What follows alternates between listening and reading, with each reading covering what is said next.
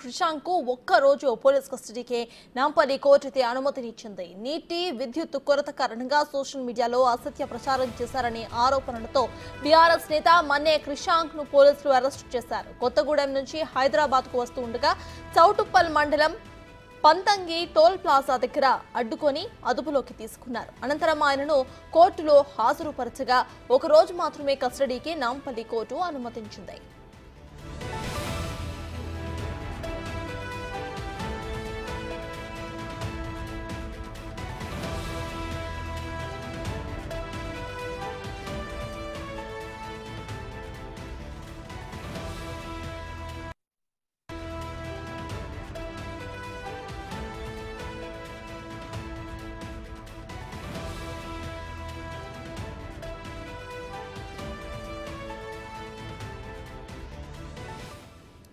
BRS నేత క్రిషాంక్ కు ఒక్కరోజు పోలీస్ కస్టడీకి నాంపల్లి కోర్టు అనుమతించింది.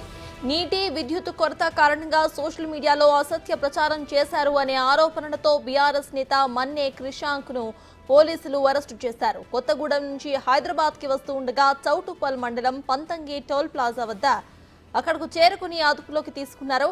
ఇక అనంతరం ఆయనను కోర్టులో హాజరుపరచగా ఒకరోజు కస్టడీకి నాంపల్లి కోర్టు అనుమతించింది.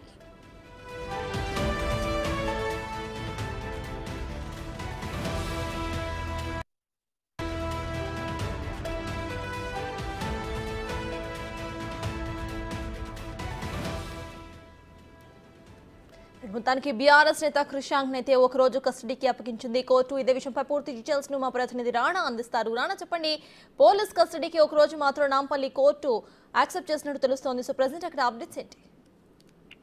ఓయూ సర్క్యులర్ ని సోషల్ మీడియాలో ఆయన పూర్తి స్థాయిలో కూడా సర్క్యులేట్ చేశారు. దాంతో పాటు మార్పు చేశారంటూ కూడా ఇప్పటికే ఓయూ పోలీసులకి ఓయూ ఉస్మానియా యూనివర్సిటీ సంబంధించిన అధికారులు కంప్లైంట్ ఇచ్చిన నేపథ్యంలో దానిపైన విచారణ చేసి అరెస్ట్ చేసినటువంటి క్రిషాంక్ ని ఇప్పటికే చెంచల్ కూడా జైలుకి కూడా పంపించారు.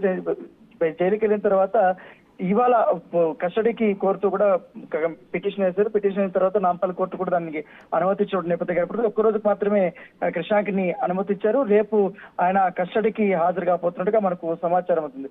అయితే ఇదే కేసు మీద బీఆర్ఎస్ నేతలు కూడా అనేక విధాలుగా కూడా కాంగ్రెస్ పార్టీ మీద నిందలు వేస్తూనే ఉన్నాయి. ఎందుకంటే కాంగ్రెస్ పార్టీ గతంలో కూడా ఎన్నో సర్క్యులర్లు ఇట్లా మార్పు చేసి బీఆర్ఎస్ ప్రభుత్వం మీద తప్పుడు వార్తలు సృష్టించిందని కూడా వారు చెప్తున్నప్పటికీ కానీ ఇది క్లియర్ ఎవిడెన్స్ లు అక్కడ ఏకంగా ఇదే విషయం పైన సీఎం స్పందించారు. అలాగే డిప్యూటీ సీఎం కూడా స్పందించడం జరిగింది. ఎందుకంటే ఓయూలో ఎలాంటి సర్క్యులర్లు జారీ చేయలేదు. కేవలం 2 రోజులు మాత్రమే అది సర్క్యులేట్ చేశారు. అది కూడా పవర్ ప్రాబ్లం ఉంది, అలాగే ఫుడ్ సంబంధించిన ప్రాబ్లం ఉన్న నేపథ్యంలో దానికి సంబంధించిన మాత్రమే పెట్టాం. కానీ వీళ్ళు ఓవరాల్ గా ఇక్కడ ఖాళీ చేసేయాలంటూ కూడా వదంతులు సృష్టించారు. అక్కడ ఉస్మానియా యూనివర్సిటీలో గొడవలు సృష్టించే విధంగా కూడా వాళ్ళు పాల్పడ్డారంటూ కూడా అతని పైన కేసు నమోదైంది. కాబట్టి దాని దగ్గరగానే విచారణ చేశారు. కాబట్టి రేపు ఈ సర్క్యులర్ ఎందుకు ఎక్కడ ఎలా మార్పు చేశాడు ఏంటి అన్న దానిపై కూడా పూర్తి స్థాయిలో క్రిషాంక్ ని కస్టడీ తీసుకొని విచారించనున్నారు.